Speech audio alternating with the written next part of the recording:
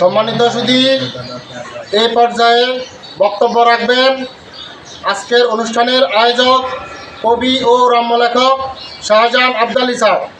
বক্তৃতা প্রশিক্ষণ কেন্দ্র আয়োজিত প্রতিবেশী শীর্ষক আলোচনা সভার শ্রদ্ধেয় সভাপতি, দেশের বিশিষ্ট ব্যবসায়ী ও সমাজসেবক এবং তিনবার নির্বাচিত সিআইপি হাজী আব্দুস সোবহান, মঞ্চে উপবিষ্ট মাননীয় প্রধান অতিথি অলিম্পিক গ্রুপের প্রোডাকশন ম্যানেজার জনাব শাহিন খান, উপস্থিত আছেন বিশিষ্ট ব্যবসায়ী সমাজসেবক সাইফুল ইসলাম, উপস্থিত আছেন চাঁদপুর থেকে আগত বিশিষ্ট ব্যবসায়ী সমাজসেবক আমিনুল ইসলাম রিপন, উপস্থিত আছেন বিশিষ্ট ব্যবসায়ী ও সমাজসেবক জনাব আতিকুর রহমান, আছেন আকিজ গ্রুপের সিনিয়র কর্মকর্তা জনাব বিল্লাল হোসেন, উপস্থিত আছেন সাভার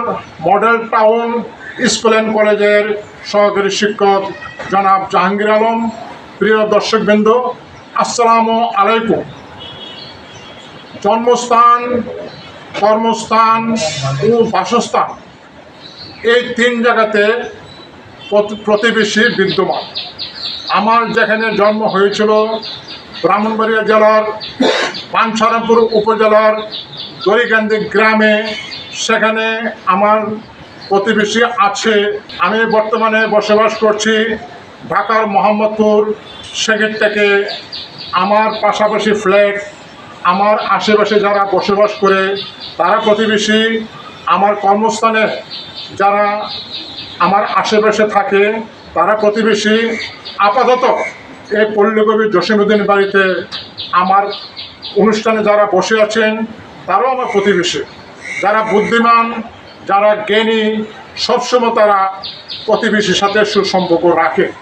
আপনি যখন মারা যাবেন তখন প্রতিবেশীরা জানাজা পড়তে আসবে, কোদাল নিয়ে তারা কবর করতে যাবে, সেই সঙ্গে তারা লাশটি বহন করে নেবে। আপনি যখন আমাদের দড়িকান্দি গ্রামে কোনো আত্মীয়তা করতে যাবেন, আমাকে জিজ্ঞাসা করবেন এই পরিবারটি কেমন, এই ছেলেটি কেমন, স্বভাব চরিত্র কেমন। আমি ভালো হলে ভালো বলবো, আর খারাপ হলে খারাপ বলবো। সম্মানিত সুধী, আপনার পকেটে টাকা নাই বা 1000 টাকার নোট, রিক্সা ভাড়া 50 টাকা দিতে পারছেন না, পাশে পানের দোকানদার, তার সাথে যদি আপনি ভালো ব্যবহার করেন, লেনদেন ভালো রাখেন, 50 টাকা চাইলে তিনি আপনাকে দেবেন। সে কারণে বলছি প্রতিবেশীর গুরুত্ব অপরিসীম।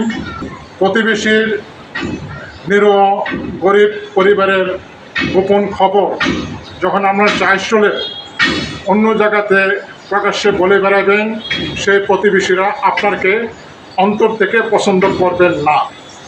কারণ আপনি যখন নির্বাচন করতে যাবেন তখন তারা মুখে মুখে বলবে হ্যাঁ হ্যাঁ আছি, কিন্তু অন্তরে আপনাকে তারা পছন্দ করে না।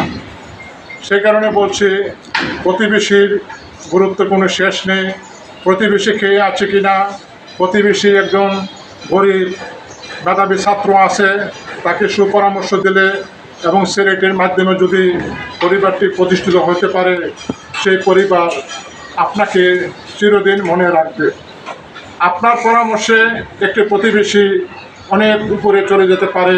প্রতিবেশী অসুস্থ থাকলে তাকে যদি সুপরামর্শ দিয়ে বলেন যে আমার এক বন্ধু ডাক্তার আছে, তুমি সেখানে যাও, তারা উপকৃত হবে।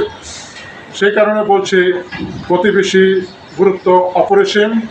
সবাইকে ধন্যবাদ জানিয়ে আমি আমার বক্তব্য এখানে শেষ করছি।